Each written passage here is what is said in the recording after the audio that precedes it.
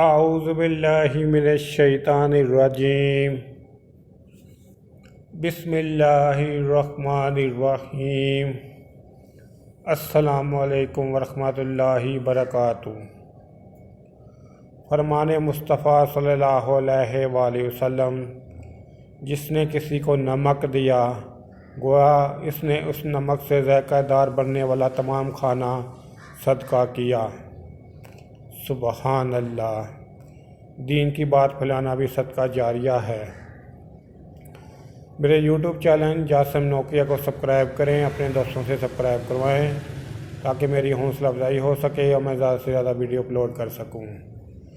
اس کے علاوہ ویڈیو کے ڈسکرپشن میں درود پاک صلی اللہ علیہ وآلہ وسلم لکھا ہے، اسے بھی کم از کم 3 دفعہ ضرور پڑھ لیں۔ السلام علیکم ورحمۃ اللہ وبرکاتہ۔